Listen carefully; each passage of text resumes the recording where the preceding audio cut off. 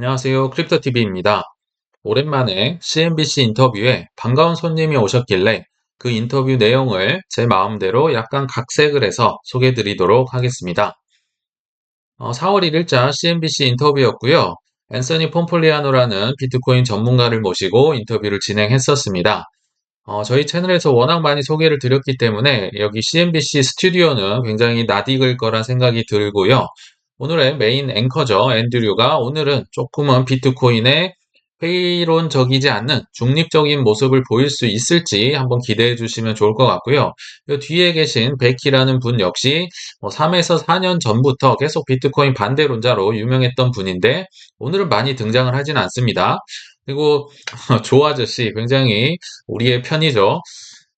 이분만이 이제 비트코인 옹호론자로 돌아섰었는데, 그러니까 이 CNBC 인터뷰에, 스튜디오에 JP 모건 회장이 나오든지, 게리 겐슬러가 나오든지, 자기 할 말을 돌직구 던지면서 계속 했었던 분이죠.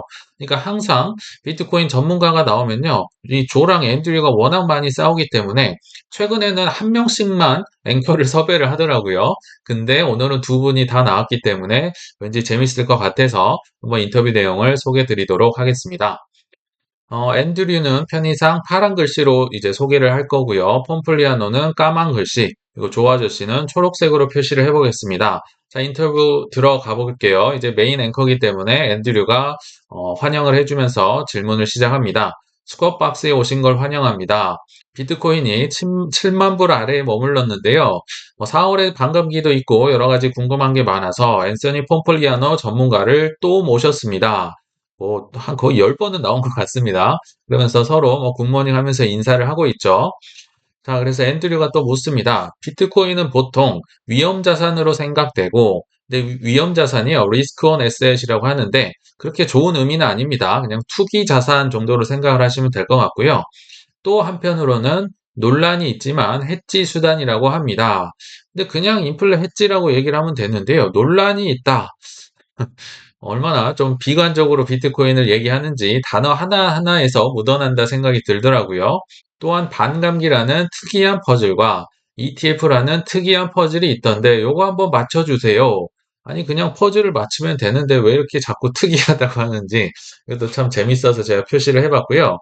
폼플리아노는 워낙 익숙하기 때문에 과거는 더 신랄하게 비난을 많이 했었습니다. 지금은 많이 엔드리도 부드러워진 거죠.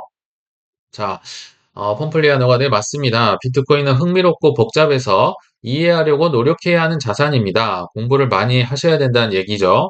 어떤 사람에게 위험 자산이고, 그러니까 투기하는 자산에 쓰인다. 그리고 다른 이들에게는 인플레 헤지나 자산 저장 수단으로 활용이 됩니다.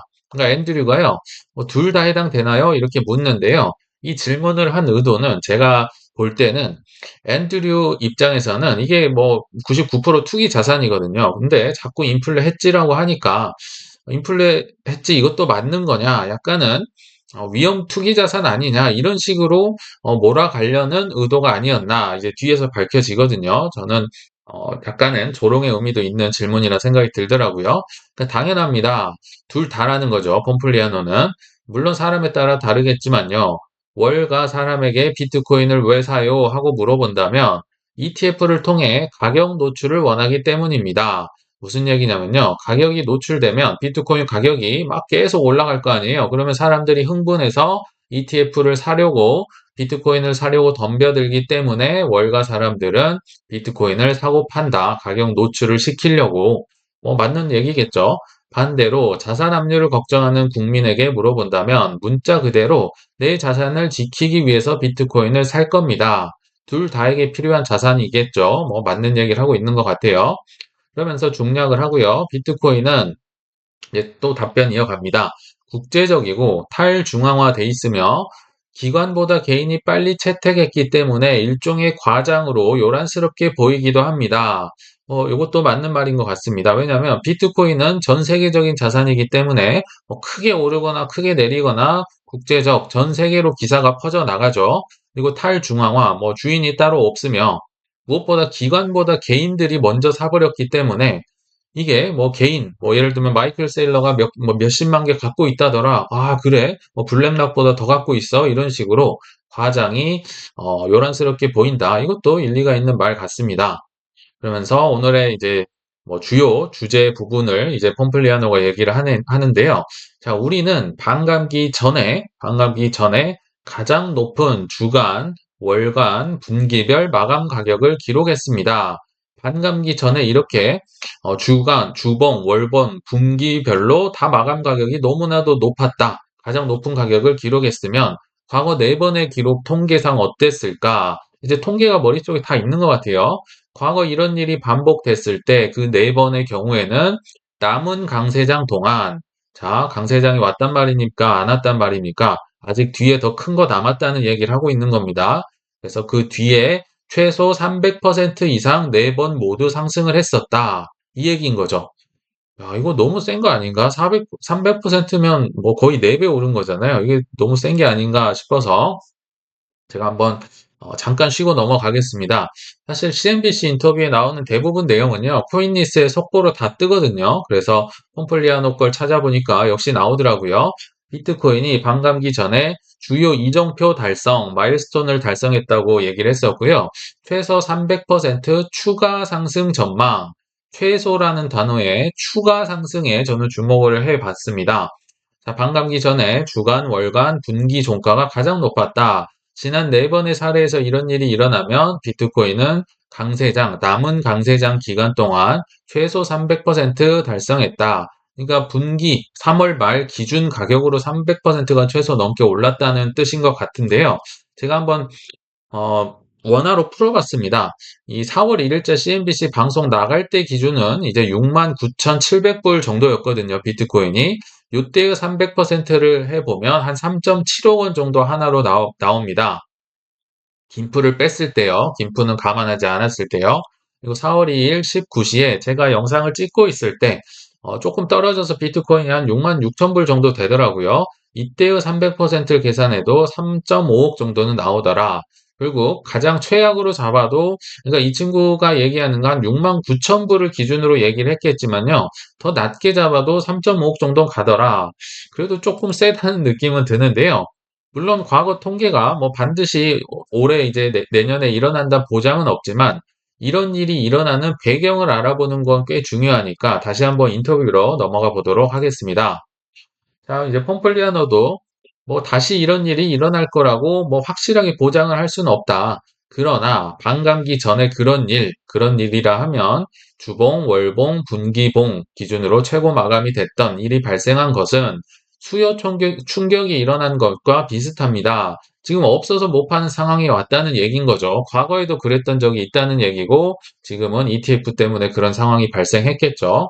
이제 우리는 공급 충격을 겪게 되기에 반감기를 두고 얘기를 하는 겁니다. 4월 19일 예정이 돼 있죠. 그래서 뭐 가격이 얼마나 더 오를지 상상하기 어렵습니다. 이런 트렌드나 추세를 이제 과거 통계를 통해서 얘기를 해주는 책이 주고 있습니다. 그러니까 앤드류는 비트코인 좋은 얘기 자꾸 나오니까 별로 뭐 기분이 안 좋았나 봅니다. 이제 다른 질문 바로 넘어가더라고요. 제가 막 남아프리카에서 돌아왔다고 칩시다 하는데요. 이게 몇 번 돌려봐도 진짜 갔다 왔다는 듯이 얘기를 하더라고요. 제가 가서 다 물어봤다 뭐 이런 식으로 얘기를 했었는데요. 아무튼 본인이 남아프리카에 가서 돌아왔다고 합니다. 경제가 처참하더라. 여기 짐바브웨나 뭐 잠비아나 여러 군데 가서 내가 뭐 부자든 중산층이든 가난한 사람이든 다 있는 사람 만난 사람 다 비트코인 있냐고 물어봤는데 아무도 그런 얘기하는 사람 없던데요. 비트코인 갖고 있다는 사람 없던데요. 그러면서 우리의 이 탁상공론 테이블에서 하는 이론은 인플레이션으로 이 어려운 나라들 은행 계좌 없는 사람들 비트코인 산다면서 근데 이거 어찌 된 거냐? 내가 다 물어보니까 아무도 비트코인 없더라. 그리고 심지어 이런 얘기를 합니다. 이 투기를 좋아하는 사람들이 마법의 그 요정가루 같은 거 뿌리면서 이 가즈하고 이 사람들 조장해가지고 언론 조장해서 이렇게 막 안 좋게 조장하는 거 아니냐 이런 식으로까지 얘기를 합니다. 그러니까 이런 분들의 특징이 뭔가 딱 하나의 이제 뭐 초점을 잡아가지고 약점을 잡아서 뭐 부풀리거나 내가 뭐 다 가봤는데, 다 물어봤는데 아무도 없다. 진짜로 뭐 다 가보지도 않았을 거면서 이런 얘기를 한다는 거죠. 그리고 뭐 심지어 요정가루라는 얘기를 쓰면서 폼플리아노를 공격합니다. 어떻게 대처를 할까요? 폼플리아노가 대답을 합니다. 어떤 나라를 가느냐에 따라 다를 겁니다. 만약 당신이 나이지리아 갔으면 분명히 비트코인 사는 걸 많이 봤을 거다. 왜냐하면 사실이니까.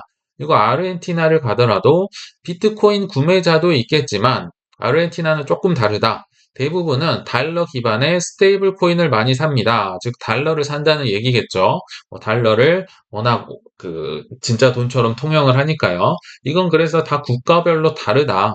뭐 예외가 있을 수도 있지만 다 다를 수가 있다. 그러면서 이제 중략을 하고요. 이제 멀리 갈 것도 없다. 개발도상국이나 다른 나라 얘기 안 하셔도 됩니다. 미국의 달러를 얘기를 들어보면 지난 2020년 이후 그러니까 4년 정도 됐죠. 한 3년, 4년 동안 구매력이 25% 감소했습니다.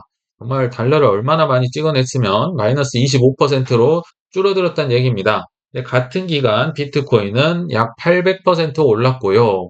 사실 여기서 비트코인 투자 이유가 이미 나온 거 아닙니까? 왜냐하면 뭐 개발도상국이나 아프리카도 아니고요. 미국이 이 정도면 다른 나라는 뭐 볼 것도 없다는 얘기인 거죠. 강달러다 강달러다 하잖아요. 그러면서 이제 중략하고요. 그게 비트코인이 지난달까지 7개월 연속으로 녹색 상태, 그러니까 월봉이요. 7개월 연속 올랐습니다. 지금 얼마나 비트코인이 많이 올랐는지를 알 수 있겠죠. 7개월 연속 상승 마감인 이유입니다. 이게 왜일까요? 단순히 ETF 나와서 이렇게 사람들이 좋아할까요? 이렇게 이제 폼플리아노가 질문을 하죠. 그러니까 조 아저씨가 드디어 처음으로 끼어듭니다. 못 참겠다는 듯이 다음 완화 주기, 그러니까 금리 인하를 얘기를 하는 것 같고요. 완화 주기가 예상되기 때문에 사람들이 그렇게 사는 거 아닙니까? 이렇게 정답을 얘기합니다. 그러니까 폼플리아노가 칭찬을 해주죠. 맞습니다. 완화 사이클로 인해서 알람벨이 울리고 결국 이제 인플레에 대한 경고가 음이 울리고 인플레이션은 떨어지는 것 같지만 결국은 인플레이션율이 떨어지는 거지 매년 올라가고 있는 거죠. 물가는 항상 오르더라. 그래서 비트코인은 상승할 수밖에 없습니다. 그러니까 이제 조 아저씨가 계속 이제 본격적으로 끼어들기 시작합니다. 하이킹 사이클이라고 얘기하는데요. 이게 제가 볼 땐 금리 인상을 얘기한 것 같아요. 이 금리 인상하는 동안에는 비트코인이 6만 5천 불에서 17,000불까지 떨어지기도 했었지요. 그러니까 폼플리아노가 같은 편이잖아요. 또 칭찬을 해줍니다. 정확합니다. 금리 인상 때 비트코인이 쭈그러들고 금리 인하면 이제 비트코인이 다시 올라가겠죠. 그러니까 이제 둘의 콤비네이션이 별로 마음에 안 들었던 것 같아요. 앤드류가 약간 비꼬는 듯이 하면서 질문을 하는데요. 이게 오늘 앤드류의 가장 큰 실수가 아니었나 싶습니다.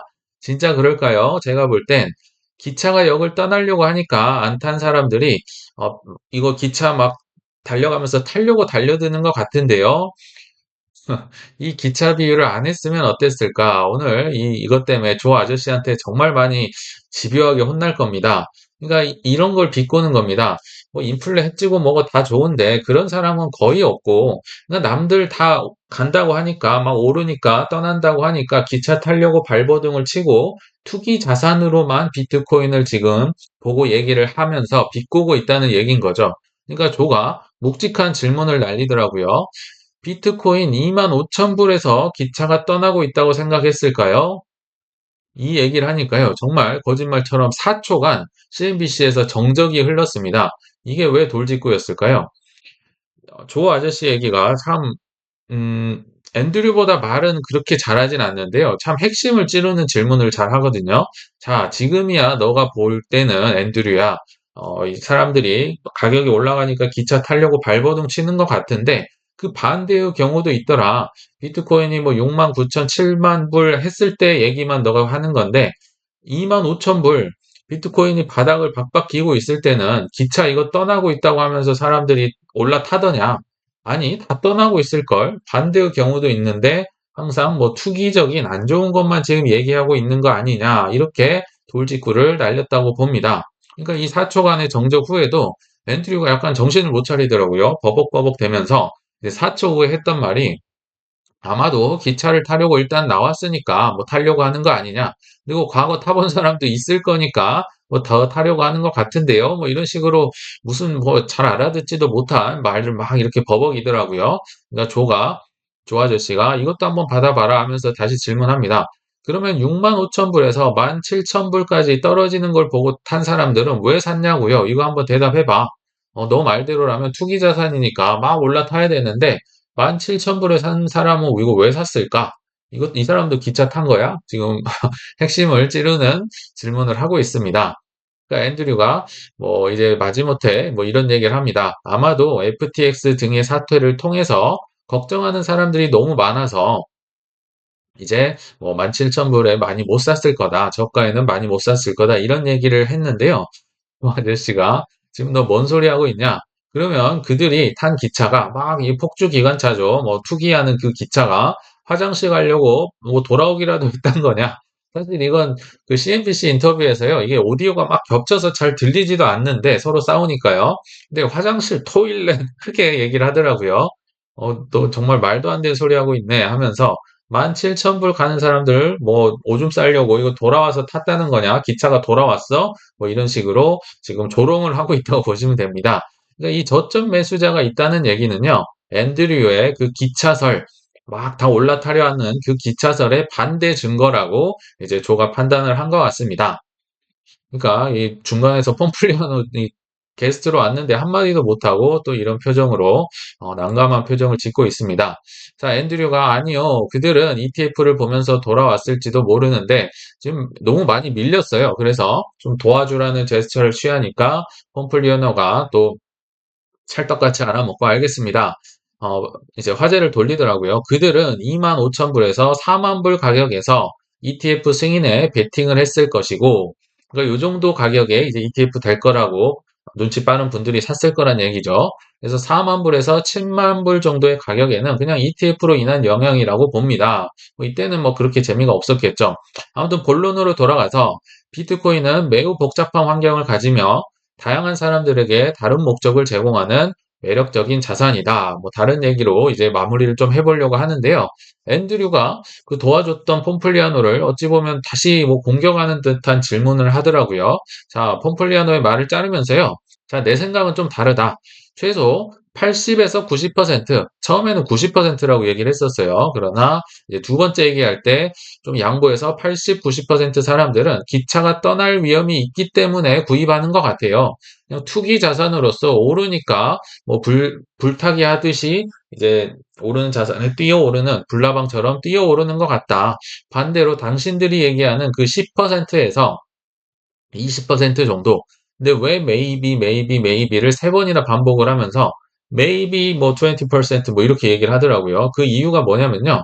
20% 아니라는 거죠. 내가 볼 때는 10%도 안 될 것 같은데, 아, 그래, 그러면 10%라고 얘기해 줄게. 이 정도 10명에 1명 정도만 인플레이션 해지 수단으로 비트코인을 생각을 하고 살 거다. 즉, 당신들 말대로 50대 50은 아닐 거다. 투기하는 사람이 훨씬 많다. 뭐 이런 얘기를 곧주고도 하는 거죠. 참 앤드류의 고집도 엄청나다는 걸 느낄 수 있습니다. 그러니까 이제 폼플리아노가 다시 답변을 하죠.